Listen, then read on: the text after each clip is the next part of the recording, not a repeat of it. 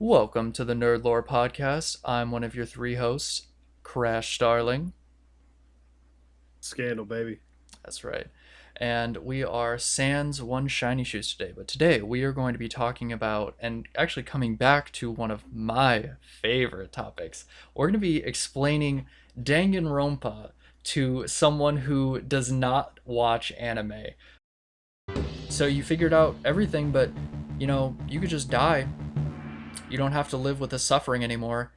And all the kids are like, yeah, there's no point in living anymore. It's completely hopeless. And Makoto's just like, what the fuck are you all talking about?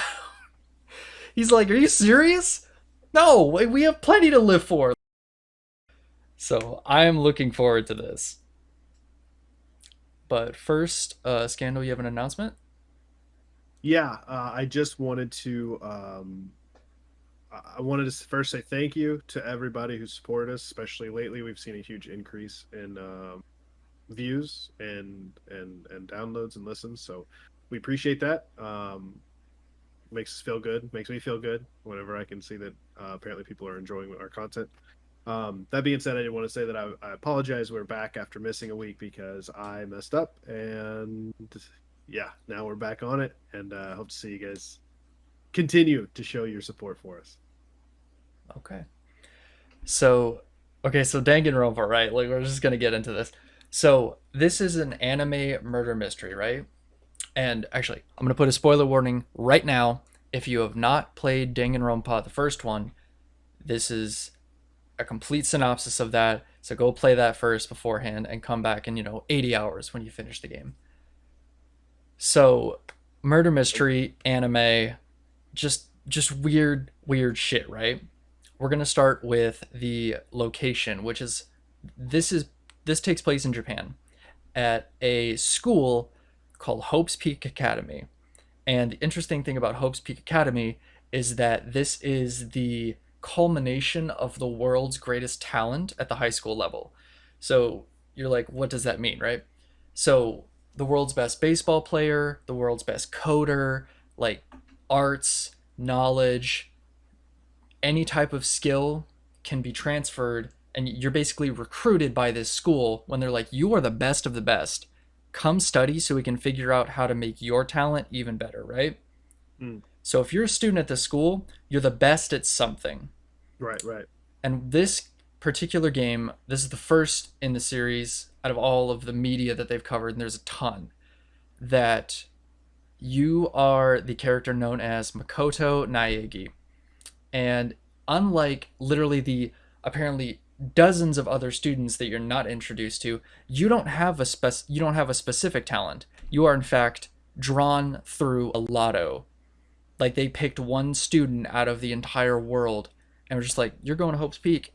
And you're like, "I didn't do anything." They're like, "Yeah, well, you're lucky enough to go." Cool. And what makes this school so important is that it is like you are guaranteed set for life if you go to this school. Like if you just go.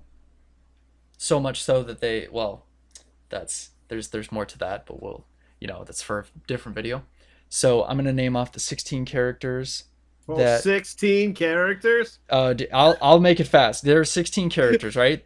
There is, of course, Makoto Naegi, who is the ultimate lucky student. There's Aoi Asahina, the ultimate swimmer. Byakuya Togami, who is the ultimate affluent progeny. Celestia Which Ludenberg, means what? he's like the ultimate uh inheritor. Like he's like the rich kid who whose family owns a business, but he's like so good at like knowing how to compete in that business that he's just the best. Okay. Then there's Celestia Ludenberg, who is the ultimate gambler. Chihiro Fujisaki, who is the ultimate programmer. Hifumi Yamada, who is the ultimate fan fiction writer. Mm. Juko Enoshima, who is the ultimate fashionista. Kiyotaka Ishimaru, who is the ultimate. So there's like a difference between the English version and like the Japanese version because they had to translate it and try to make sense. I think in Japan he's like the ultimate hall monitor, but in English he's the ultimate moral compass. Okay. I don't know how that got translated, but it's hilarious to me. There's Kyoko Kirigiri, which you actually don't learn her talent right away because she can't remember it. So I'll come back to that later. There's Leon. Go ahead. There's Leon Kuwata, who is the ultimate baseball star. Mondo Owada, who is the ultimate biker gang leader. Sakura Ogami, who is the ultimate martial artist. uh, Sayaka Mizuno, who is the ultimate pop star. Yes. Toko Fukawa, who is the ultimate like writer, and Yasuhiro Hagakure, who is the ultimate clairvoyant. Okay, Yeah, I don't remember any of those you names. don't have to remember the names. Just the Okay, talents are the important part. okay. So each of these students was like handpicked for their talents, right? And I just want to mention a few of them because they are so laughably annoying in their personality. We're gonna start with Hifumi. Hifumi is like, okay, let me paint you a picture, right? Have you ever been to an anime convention? No. No. Have you ever been to like a game convention, anything like that, like a card shop?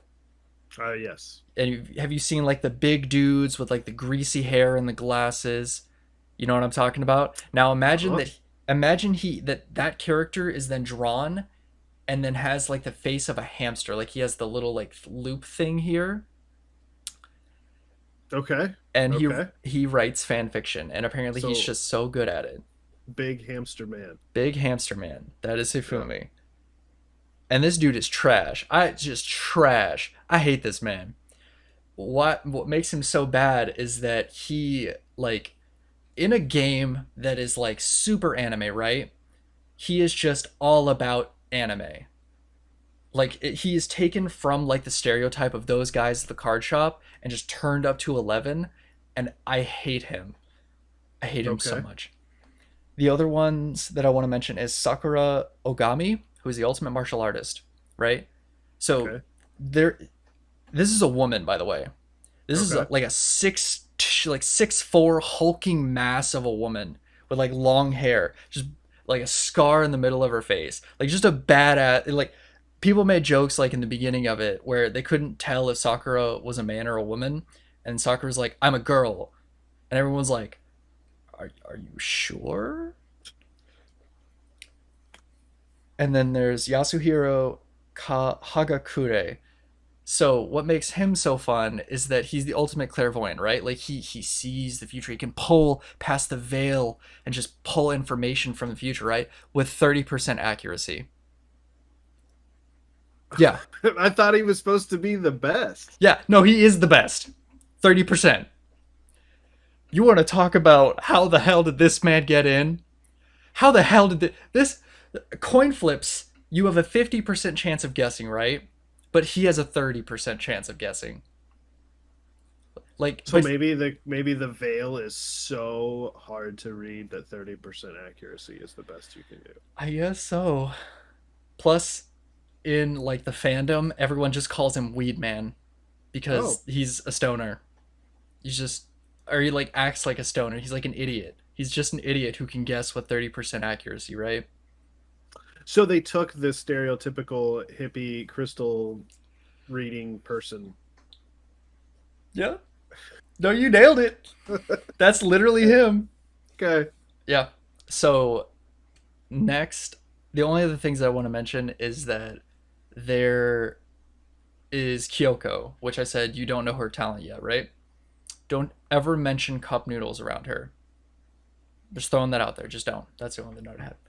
Okay. So Okay. you're dropped into your Makoto. You show up at the front of this school, this super like industrial school that just culminates talent and excellence, and you pass out immediately. You wake up and you're inside the school, and all the doors have been sealed, all the windows have been like shut in with iron. Like you can't get out. Like not just bars, right? Like just whole iron plates with giant screws in them. You're trapped into this school, right?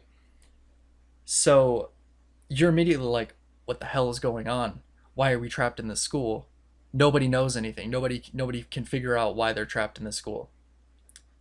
And then you meet a little black and white bear, like not a panda, but literally half of him is white and half of him is black, and he has an evil looking red eye, and he never stops smiling. And his name is Monokuma. This piece of shit. And everyone's like, oh, cool, a bear. And Monokuma's like, by the way, I'm the headmaster of this school. I'd like you all to murder each other. And they're like, no, that's not gonna happen. Why would we murder each other? And he's like, come on, just a little murder, it's fine, right? Like, it's fine. They're like, no, we're not gonna murder each other. And he's like, well, if you're not gonna murder each other, I'm gonna have to give you a motive to murder each other. And they're like, huh?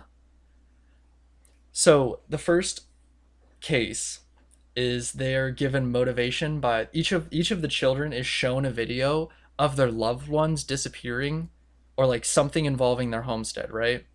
Okay. Just something awful happened to their family members or their close friends or something, right? And everyone's like, you know what, we're gonna get out of here and figure out what happened. Except one of the students was just like, yeah, I need to get out of here a little bit sooner. And how you basically graduate from this school is you have to murder one of your classmates and not be caught by the other students. Okay. Okay? Literally just go along with it. So you murder a person, Wait, you and do actually murder someone? no, you don't murder anyone, Oh, but the way you graduate is that you murder a person and you have to graduate. And it's like a linear story game, so you can't like deviate too much from it. okay. And you actually realize that one of your classmates, the ultimate pop idol, was one of your former classmates back in like first grade or something. And she's like, "Oh my god, I'm so happy to see a friendly face. Oh my god, I'm so scared. Makoto, I just need someone to be there for me." And he's like, "Don't worry, baby. I'll be there for you. Whatever you need." And she's like, I'll be there yeah. for you. And she's like, and then immediately, like, she's like, you know what I really need? I just really need us to change rooms with each other. And Makoto's like, I mean, because Makoto is just hard simping for this girl, right? Like, she's the ultimate pop idol. Like, imagine when you're like a kid. I don't know who was popular when you're a kid, but like a movie star, like Scarlett Johansson came up to you, is like, and she's like your childhood friend, and she's just like, look, I just really need you to leave your house for a few hours, and I'm gonna chill out here. But it's Scarlett Johansson, right? So you're like, okay. so so you switch rooms, and the next day you find the ultimate pop idol is dead in your bathroom. Oh no, Yeah, of yeah. course. We're like, oh my god, who could have done this? And you find a bunch of like, then the story actually progresses that you find a bunch of evidence. You go to trial and you try to figure out who actually killed the person. So this trial was so hilarious to me because you found like a written blood message, right? Like in the shower, like as she was dying, she had written out a message in blood, and it said 11037. And we're like, and like every other student's a fucking idiot, and they're like, oh my god, what could it mean? Maybe it's code. And then like when I first saw this, I like didn't even like cross my mind. I'm like, it's Leon, it's his name, it's just written because she's looking at the wall. How are they not realizing this? Like before the case even started, I was like, yeah, she wrote so his. it was like upside down or something. Yeah, it was upside down, and she like ran out of blood on her finger, so the N wasn't connected, so it looked like two ones. Okay. And then every other student's like, what could it mean? And I'm like going through this trial, like, are you serious? It's him. It's the baseball guy. And they're like, it couldn't be the baseball guy. And I'm like, it literally, she wrote his name down. Mhm. But everyone's like, nah, you killed her because she was in your room. But so the way it broke down was that she had like tricked you into switching rooms and then led the baseball guy to your room as like a seduction act, and then tried to murder him, and then he just like turned the tables on her. I don't Okay. know. I don't remember how she did it. Like I think she tried to like beat him to death with like a sword or something. And then he like dodged it. he Trying to left. beat him to death with a sword. Yeah, or no, I That's think not how you she. use a sword. No, I think she pulled a knife. She pulled a knife. He blocked it with like a replica sword, and then Okay. she beat the knife out of his, or he beat the knife out of her hands, and then she locked herself in the bathroom, and he was like, I could just leave, or I could graduate, and then it like breaks down the door and just kills her, like he stabs her to death.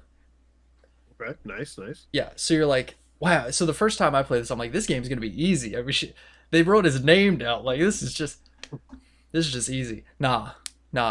This this shit gets so complicated for like you ever read like Sir Arthur Conan Doyle's Sherlock Holmes, where like the murder mysteries get like really complex for no reason? No? Okay. Then you won't know what I'm talking about. But just the cases just get Sorry to ruin your analogy. it's okay. The cases just like get so complicated and it's like entirely self-inflicted by one asshole who just makes things harder for everyone. Like 3 different times this happens. So after that, you know, when if you murder someone and you get caught, you get punished. And the way you get punished is with an ironic murder. So the mastermind or the headmaster is like, Leon, they figured out it's you. So we're gonna shoot you with a billion baseballs until you're dead. Oh, Yeah. And everyone's like, we don't want him to die. And he's like, too late. And he dies. And they have to watch it. And they're just like, holy shit, maybe we shouldn't murder each other. And then case two starts. So in case two, now the is there the same amount of cases as there are characters in the game? no, Okay, because that's gonna be a long yeah, game. no, it's already a long game. Especially like you in between cases, you can spend time learning about the students, which is Uh-huh. like the actual appeal of Danganronpa, is learning about the students and then solving the mysteries. Because Okay. characters are kind of interesting. They're Good basically like, lore behind them. yeah, a little bit of lore, a little bit. You Hmm. know, I remember when we were a lore podcast. you remember that? Back in the olden days. Back in my day. Yeah. So case two or chapter two starts, and the ultimate fashionista Junko is like, "This is bullshit. Like, why don't we just kick this bear's ass, and then we don't have to worry about leaving?" And Right. everyone's like, "That's a stupid idea," and she's like, "I'm gonna do it anyway."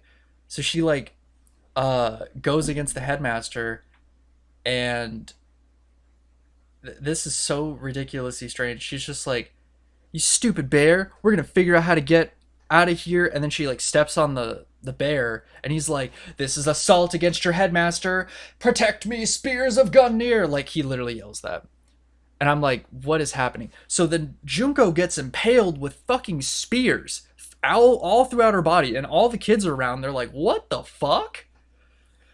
And she The just rating on this game. I, I don't know. I mean, they don't show blood, right? Like one of the distinctive features of this game is that all the blood is pink. What is the rating of Danganronpa? 13 plus. Okay. Okay. Yep, 13 plus. So yeah, so Junko's fucking dead, and everyone's like, okay, so we can't fuck with the headmaster. We just got to figure out a way of tricking the headmaster to get out of this school. So then in case two, right? There's the ultimate hall monitor and the ultimate biker leader, and they're or the ultimate moral compass, whatever you want to call them. And the ultimate biker leader is like fuck you, and the ultimate moral compass is like fuck me. No, fuck you for being such an asshole. And he's like, you want to go? And like, yeah, you want to go? Well, we can't fight each other because it's against the rules. So let's have an endurance test, right? So they both get into the sauna, and they were like, first person to pass out or leave is a bitch. And I'm like, I guess that's a fair way to settle this. So the next day, they're fucking best friends, and we're like, what? And they're like, look, you don't understand the true power between two bros, and we're like, huh? They had a bromance. Yeah, Nice they. bromance in that Oh sauna. yeah, like Hmm. so much bromance, and they Okay. just they Okay. just spend the next few days together, and then you're given your next motivation, which is the We're only we're only missing drugs now. drugs. Yeah, we've got a love story, and we had Yeah. a death story, a really brutal way to die. The only thing we're missing is drugs from this party. These are high schoolers, by the way. So, Uh, I mean, I don't know if they can well, push they're that. killing each other, so It's true. On the moral scale, I guess it's not that bad if they do a little bit of drugs. Oh, okay. So the next motivation is blackmail, where the headmaster's like got all this influence and power, and they're just like, we figured out that you did something awful in the past, and they basically hand you a little slip of paper, and it's like, this is the awful thing you did, and if you don't murder someone, we're gonna tell everyone. And the kids are like, okay, well, I mean, that would be bad, but I mean, I'm not gonna murder someone over it. And then someone murders someone over it. okay, Okay. okay. So the ultimate biker gang leader meets up with the ultimate programmer, right? No, I'm gonna go past that, or I'm gonna go before that. So you find the ultimate programming leader who is dead in the girls' weight room. Like they each get their own weight rooms, right? And you find her strung up in the form that's like a notorious serial killer did it, like that's known to them. It's not a real serial killer. They're like hung up, and there's like a specific word that was like blood lust on the wall written in blood, and you're like, holy shit, is there a serial killer in the school with us? That's terrifying. The And best one. the best one. Yeah, you said everybody that's in the school is the best at whatever they're doing. Yeah, So this would have to be the best serial killer. that is actually spot fucking on. I'm fucking hats off to you, buddy. I'm That listening. you are. I'm fucking impressed. So they find this girl, the ultimate programmer, strung up, murdered, and they're like, holy shit, this is awful. And then they find a bunch of evidence that proves that the body was actually moved from the boys' weight room. Oh, And we were like, wait, what? And then Kyoko's, the ultimate doesn't know what she is like, by the way, Chihiro is a boy. And everyone thought that he was a girl. And they're like, okay, that's confusing, but why is he in the girls' one? And they spend the whole time. So essentially, what had happened is they figure out that the ultimate biker gang leader had talked to Chihiro, and Chihiro was like, I've always been really feminine. I've always been this way, so I kind of just became more feminine. But I'm not strong enough in my own like personality and body to like withstand like the mental problems that are coming with being at the school right now. So she's like, who's the toughest person here? She goes to the biker gang leader. She's like, or he's like, you're strong. Can you teach me how to be strong? And his first instinct is to be like, yeah, I'll teach you how to be strong. The first thing you have to do is build up your body, because I guess that's just how he does it. So they start working out together, and then first he gets like, after the motivation, he gets jealous of Chihiro, and he's like, I made so many mistakes in my life. I fucked up, and here's this guy just out here being a beacon of hope for themselves, being a beacon of like wanting to improve, and it just made him feel like a complete piece of shit. So he murders him. The biker gang murders the programmer because the programmer was just so strong. Yeah, it makes I more thought he sense. wasn't strong. No, but he's strong mentally. He just doesn't think Oh, so. And then it comes out that the reason that this happened is because the biker gang was shown that the headmaster knew that the biker gang had gotten his like former leader killed by being reckless and stupid and not strong enough. So then he mm. sees this guy who's like way more like physically weak but mentally strong, and it's just like, well, I don't want to be this way anymore. I'm gonna do better. And he's like, I can't be better. I'm still the same piece of shit I was back then. And then all that anger is just like, but transitively dumped onto like the person he's trying to like make stronger physically, and he just like all that rage comes out, and he just murders him in the boys' workout room. Then we figure out that the ultimate affluent progeny, this piece of shit asshole, like like came up with like a possibility that there is a serial killer here, and decides to he found the body first, and he sets up the scene to where it looks like the serial killer will come out because he believes one of the students is a serial killer. So then everyone's like, "Oh, the serial killer did it."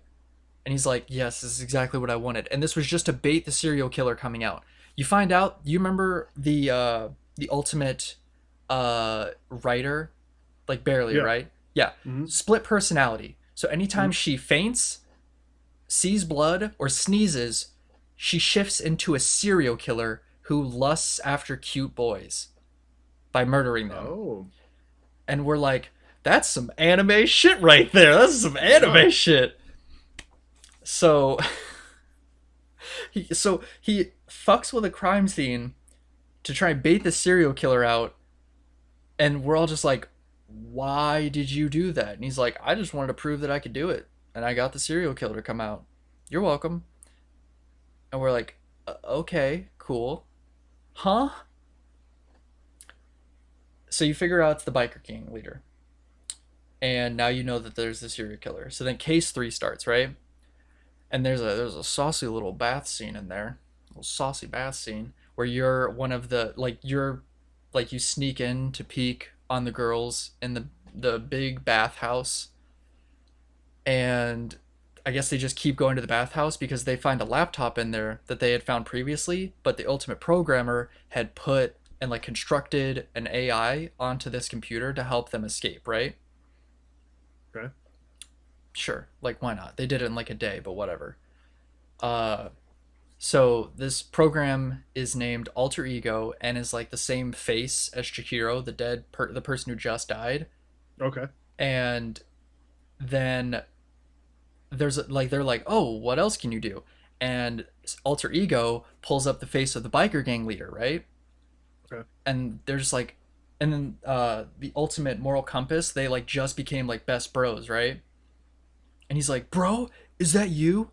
And then using like the simulation of the biker gang leader, he's like, "Don't give up, bro." He's like, "Bro," he's like, "My death will be pointless if you don't live, bro. You're my world, bro." And he's like, "Bro." So then he fucking goes Super Saiyan, right? Like his hair turns white, his eyes change color, and he becomes like half of the biker gang leader and like being fuck you and still the ultimate moral compass. It's really confusing, but he's just like, I know you're like kind of like, what is he talking about? But he just becomes this other person just in an instant, and he's like, "We're gonna get the fuck out," or he doesn't say fuck. He still doesn't curse because he's the ultimate moral compass. But he's like, "We're gonna get the frick out of here, and anyone gets my way, I'm gonna talk to them." And they're like, "Okay, buddy." Later, find out that Hifumi, the trash anime man, has been talking to the AI because it's his new waifu, and they're like, "Huh?" And he's like, "Look, you wouldn't understand. This is about love." And they're like, it's literally an AI. And he's like, "Look, nobody talks to me like this AI does. Nobody wants to know more about me and my experiences and environment." Where they're like, "It's a learning AI. Its entire purpose is to do that. It doesn't care about you." And he's like, "No, you don't understand. This is about love." And they're like, "All right, you fucking weeb." Then the murder starts. And this time the motivation is $1 million. Mm. And they're like, "That's a stupid reason to murder someone.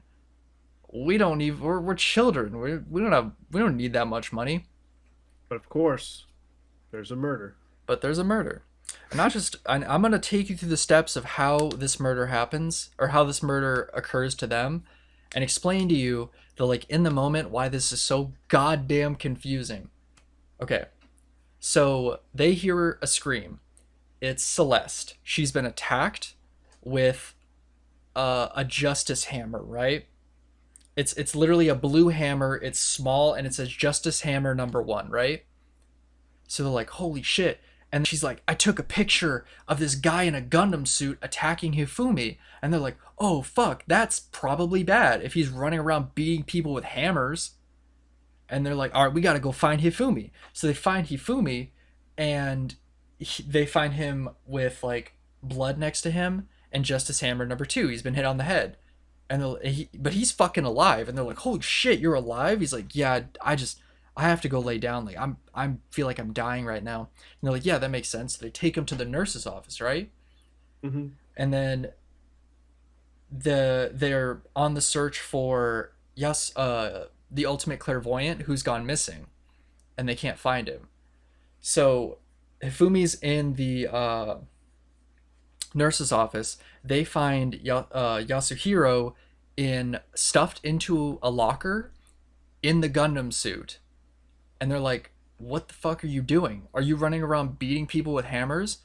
Why are you hiding in a closet?" And he's like, "I wasn't hiding. I was attacked." And they're like, "Bro, we got a picture of you with a." And as soon as that happens, they like go back to the nurse's office, and Hifumi has been attacked again. No, I might have messed up that order. But they find Hifumi attacked in the nurse's office, covered in blood, with Justice Hammer number 3, right? And they're like, what the fuck? What is happening? Who's doing this? So then they find, and then they're like, okay, something's wrong. So they split up, and they're trying to figure out like who's running around with hammers. They split up into groups, and then they find the ultimate moral compass has been murdered with Justice Hammer number 4. Like he's just Lord, dead. What's that?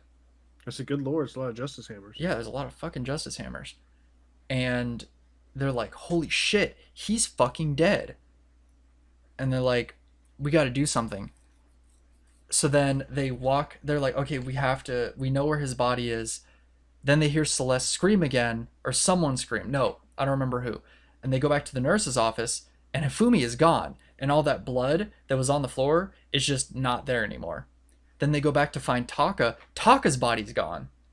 And they're like, what is fucking happening? How are these bodies moving? Like, nobody, like, people are disappearing from the groups, but they're like, someone's doing this, right? So then they finally find Hifumi and Taka, and both have been, like, Taka's still dead.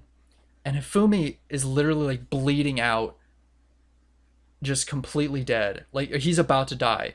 And he's like, but he, like, opens his eyes for a minute, and they're like, who did this to you?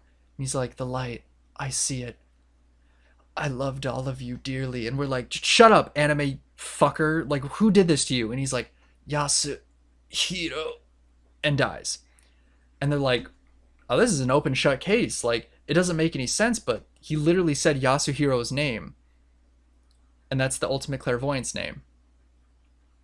So they're like, it's an open and shut case. But you're just like, so we just got to figure out how this happened.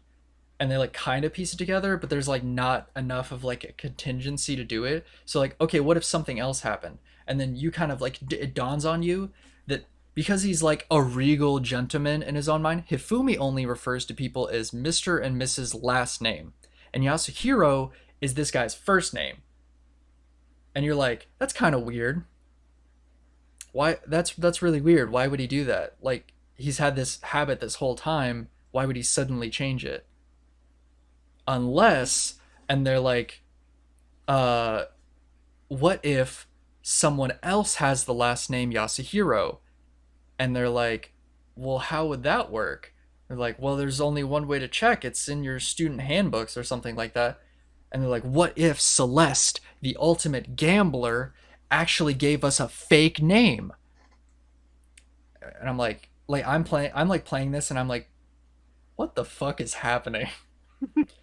So it turns out that Celeste, the ultimate gambler, is just also the ultimate liar, but she is just really bad at lying apparently because her like so she talks in like a foreign accent, like a think Transylvania vampire accent. Like she's dressed up like a goth girl, right? With big Uh, ass hair loopies and shit.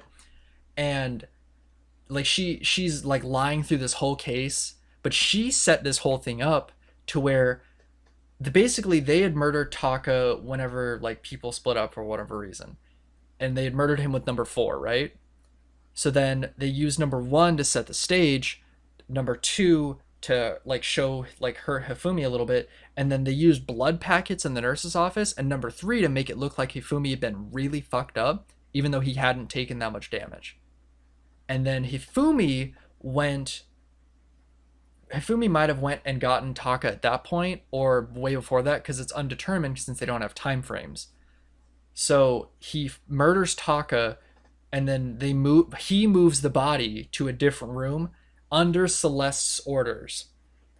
And you were like, everyone was like, why would he do that? Celeste had figured out from him being so obsessed with the AI that he's a fucking simp and he'll do anything for female attention.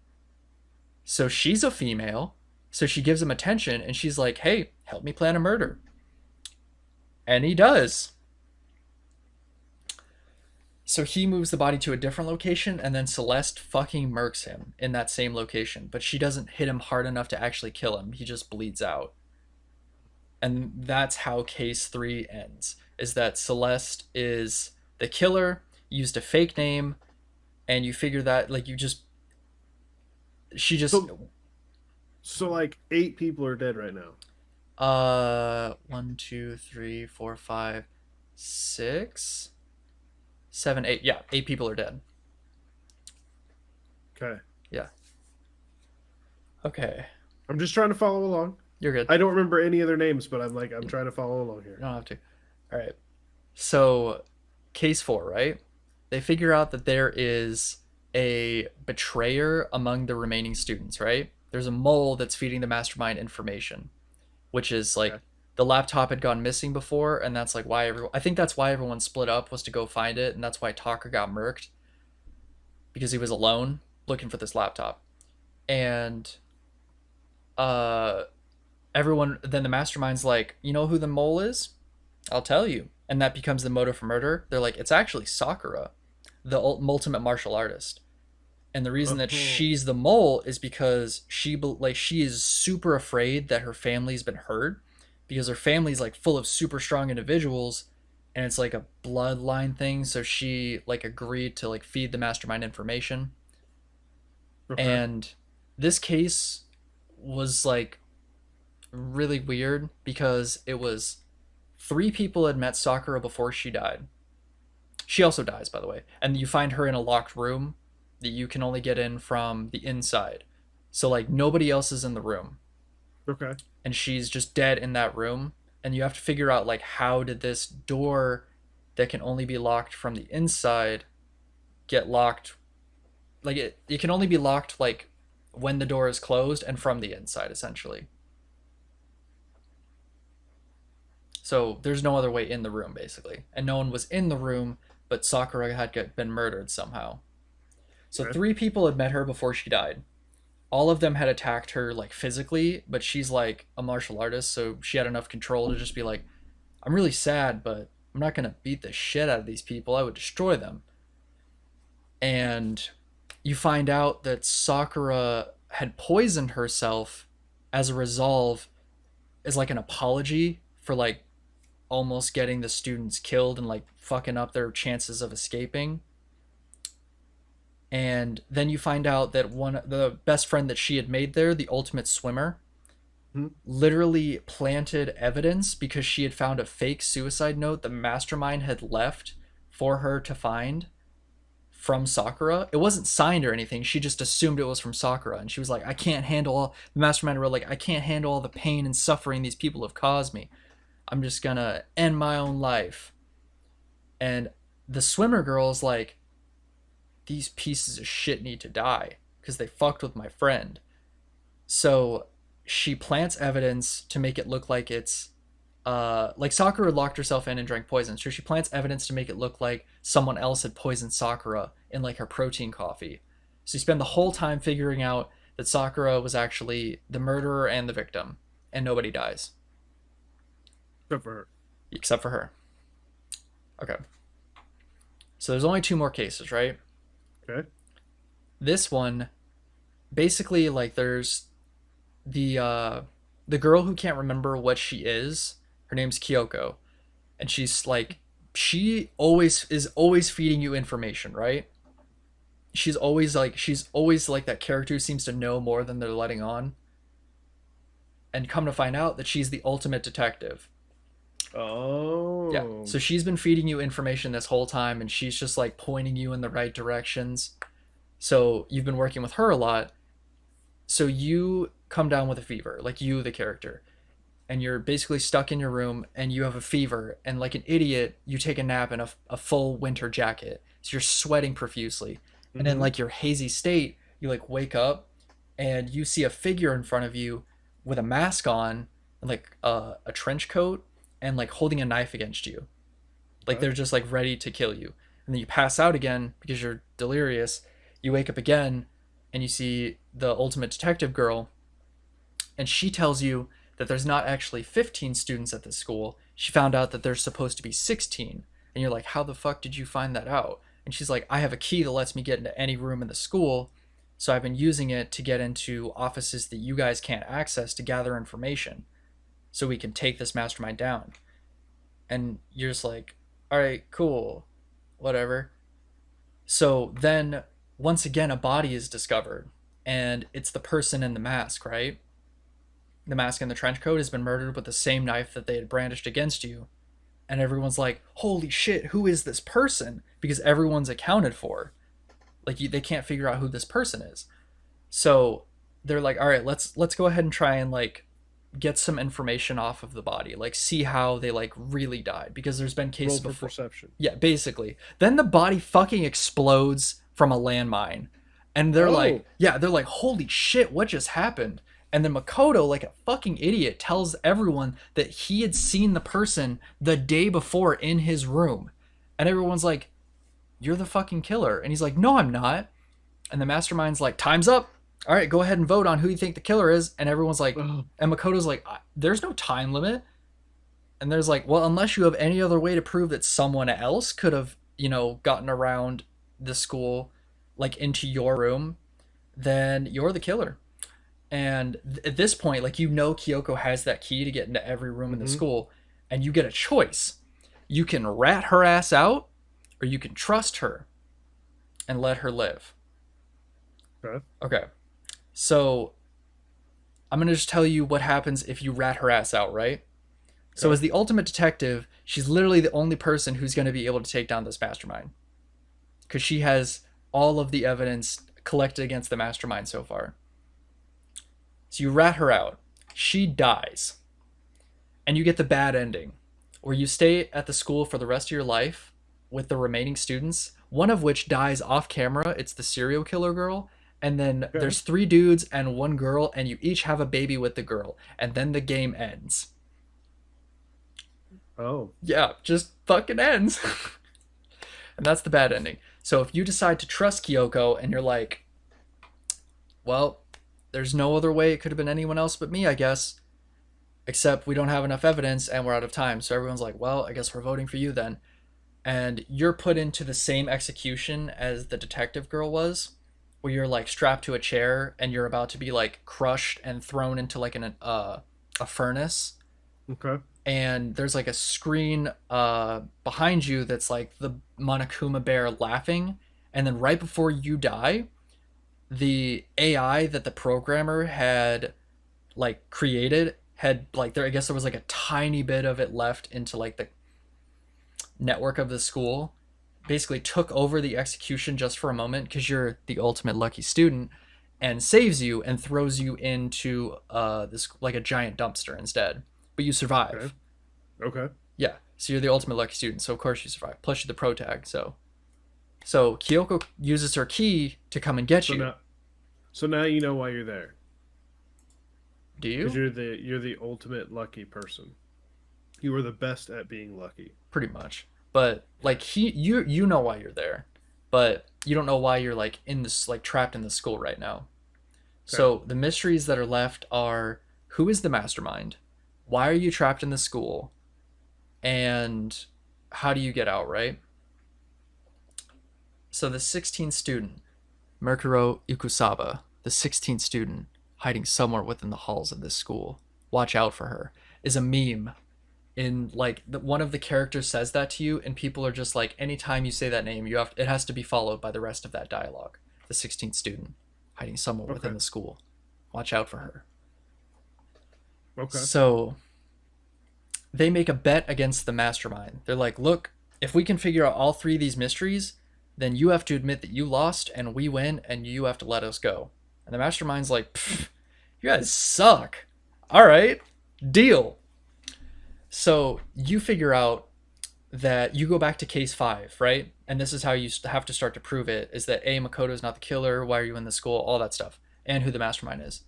You find Mukuro's body in one of the there's a biolab, and there's essentially a place for storing cadavers, right? So people can do dissections in a biolab, and the bodies are being stored there by someone. And you find Mukuro's body, and it's just completely covered in scars. And come to find out that Mukuro is the ultimate soldier, just Mm. apparently a super badass that's incredibly capable on warfare and just killing people. And you're like, well, fuck, how did they die? Well, what if they were murdered twice? And we're like, that doesn't make sense. How could they have been murdered twice if the game's rules said that, like, and it's very confusing because I don't have, like, I'd have to, like, go through the whole dialogue to explain this, but you're essentially led to mistrust each other before this, like, once this case starts, because the mastermind distributes photos, like, proving that the other students knew each other before this started. And you're like, what the fuck? So these people all knew each other before this had started? I don't know any of these people. I don't know if I can trust them. And like the with the remaining students, like only one person doesn't fall for this, right? And it's the detective girl who's literally like, I don't need to see your trash evidence. I don't even care about you. You're trash. I'm gonna beat you up. Um, so you deduce through the fact that uh, the body was covered in scars and how they're like put together. It was like their body was exploded, right? So their arms and stuff are covered in scars, but like the center corpse is just like a mess. And you're like, well, the only way that this makes sense was, since the mastermind can move around the entire school, they probably put on the mask to in front of Makoto to make him the obvious victim, and then blew up Mukuro's body. But Mukuro had wounds from before that, and they're like, what would those have been from? And if you and since nobody had gotten wounds like that by like murder, you figure out that it was actually Junko, the person who had been impaled by the spears whenever they Mm. went against the headmaster, and you're like, okay, so Mukuro was dressed up like Junko and going against the headmaster and got murked for it. So the headmaster is Junko, because why would Mukuro just not be Mukuro? Like, why would she be in like the school? So Junko had betrayed Mukuro, killed her, so that she could establish that none of the other students could fuck with her. And this was like, all of this is for the case of like making the students feel an empty pit of despair, right? It's just make them not want to fucking live. Just give up on life, feel nothing but pain and sadness. So and then they're like, they pull the photos, so they figure that out. They're like, Junko's the mastermind. And they're like, okay. She's like, well, what about the school? Can you figure out why you're in the school? And they're like, well, and then one of the other students is like, well, I'm against all these fuckers in the first place. It's the fucking clairvoyant who has been not helpful at all through this entire goddamn game. Is they're like, I have a photo proving that these other students knew each other beforehand. And everyone else is like, I have a photo that proves that against you. And he's like, huh? And then everyone else has a photo. So they're like, what if our memories have been altered? What if we were all and you find proof that like proves that you've all been students at Hope's Peak and you all knew each other beforehand. But that's impossible because you just got here, right? Mm. So then the theory comes up, like, what if you guys have actually been students for a long while and you have amnesia? And everyone's like, what? How the fuck does that make sense? So you find out beforehand while you're looking at the body of Murkuro that the girl with the split personality with the serial killer on the other end, they kind of share experiences, but they don't share memories. So when one is active, they have their own memories, and when the other is active, they have their own memories, right? Yeah, I mean, I understand. There was just a moment where you were like, what the fuck is this man talking about? No, no, no. I'm listening. Okay. I'm following, man. I'm following. Okay. So you're like, wait, That's it. And they make the split the serial killer girl come out and they're like, "Hey, were we students before this?" And she's like, "Yeah, you guys knew each other for an entire year." Because she retained her memories because only the writer's girl memories were erased. And we're like, "Holy shit, that's wild, bruh. What else can you tell me?" And they're like, "Well," and she explains like you figure out that the mastermind had orchestrated some horrible fucking event outside of the school that had caused like untold death and destruction. And the reason that she did that is because she wanted to bring humanity to its knees and make it feel despair. That's a core theme, is that she wants to bring nothing but despair, pain, suffering to people.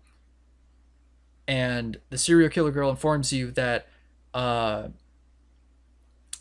through that event that she had orchestrated, all of these people died.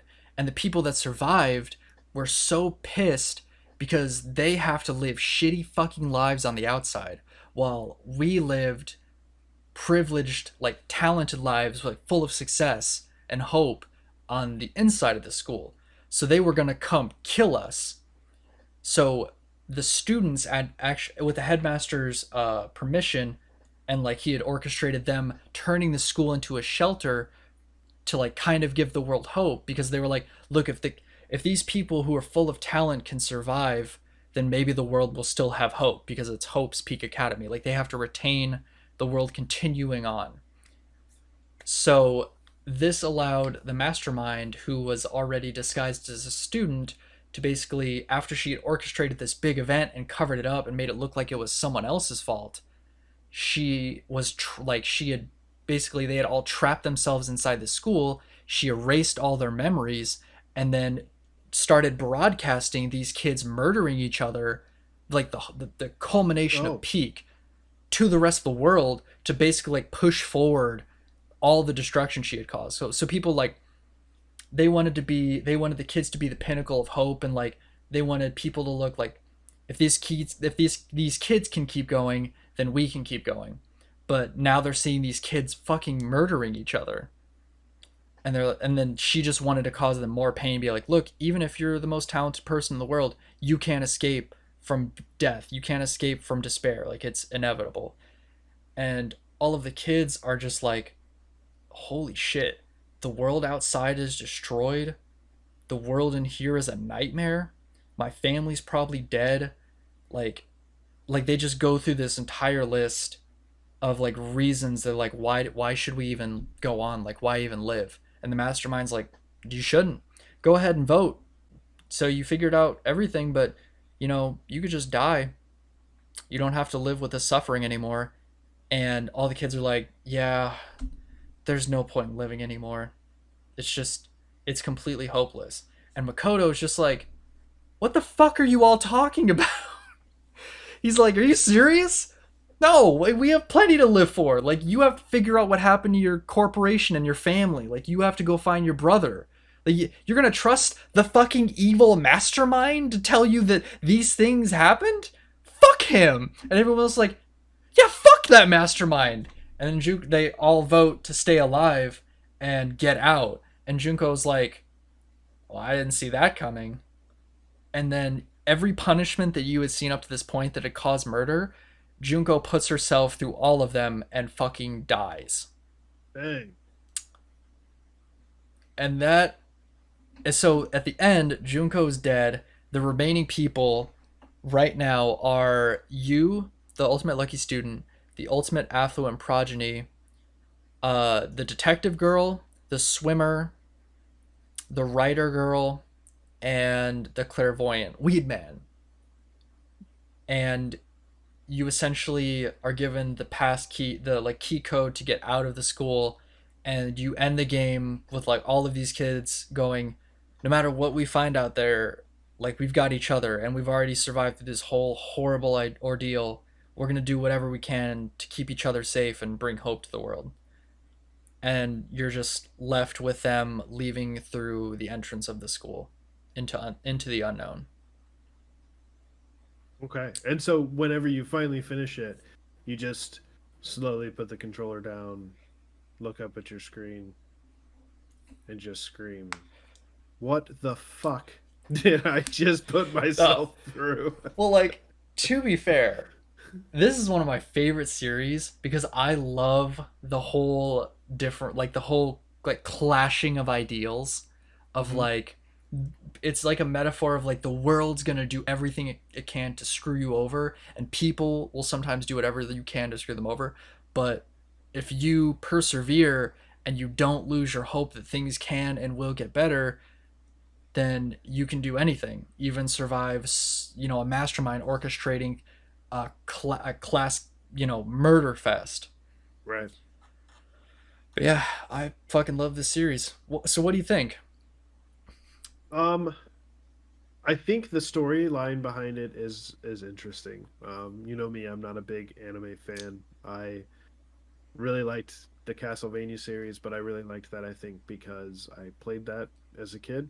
Um, and I've tried to watch some of the other ones that you've shown me. I just can't get into it. Like there's just Yeah. something weird about it that I just can't get past. But the storyline behind this game is pretty impressive. And you have to take into consideration that people had to write this. So these like people had to like not only is like that game dark and there's a lot of mystery, like trying to figure these things out, but to be able to create something like that, that's insane to me. Yeah, there's so much to this series. So there's the first game, and I think it came out in like the 2010s, like early 2010s. It's like not super long ago, right? And it came out for like the PSP. So there's the first game, then there's basically the second game, which included fan fiction for if the Ultimate Soldier Girl doesn't get murked by Junko, like in the second case, Mm-hmm. and she essentially like does everything in her power to like take down Junko because she's like, she tried to murk me. I was trying to help her bring despair to all these kids, and she was gonna come Mm-hmm. after me. Uses all of her soldier skills to just destroy everything in her path, and like all the students survive. Oh. And it's actually well, we'll do this really quick, right? Like it's really quick. So Mercuro knows that uh, the serial killer girl still has her memories. Like that's just they just couldn't get rid of them, and I don't know why. I don't know if they really explain it. And this is all like fan fiction, like it's just written word instead of like the visuals that you're used to. And she, like, right as she's about to get killed by the spears, Makoto, who is the ultimate lucky student, he had pulled this like, those machines that like you put in a couple quarters and you get like a little bubble pop toy thing at like Mm-hmm. restaurants and like Walmart and stuff. So Mm-hmm. there's one in the game, and he had pulled like the 1 in 1 quintillion chance of getting this item that restores his memories. And Junko's like, "Fuck! I only put that in there to cause myself despair. I didn't think he'd actually get it." So he gets his memories back, and he's like, "I know who that is. That's not Junko. That's Mercuro. Mercuro." And she's like, "Huh?" And right before the spears pop up, she jumps out of the way and is like, "This bitch don't try to kill me. I was following her script." So everyone's like, "Wait, this isn't Junko. Who are you?" And they don't trust her at all. And she's like, "Look, I can explain." Brings out the serial killer. The serial killer's like, "Yeah, we're trapped in the school by our own volition. And wait, where's Junko?" And everyone's like, and she just goes against you. Like it's fantastic. I love this series so much, man. But that is it. I hope you enjoyed it. I hope the rest of you enjoyed that little recap of Danganronpa. Any closing thoughts, notes, or comments? No, not really, man. I said what I needed to say about it. I think it'd be interesting to play. I think you would rather watch it maybe, like without Maybe. commentary, because when you're playing it, if you're not like into it like I got into it, it's not as interesting. Okay. You know what I mean? Fair enough. Plus, Fair enough. it's like a 60-hour game. Oh. Like all that I just surmised in an hour. Yeah, that takes 50 to 60 hours to do all that, especially if Mm. you like talk to the students to figure out their case. But I think that's it. So this has been the NerdLore podcast. I am Crashstarling. I'm Skandle.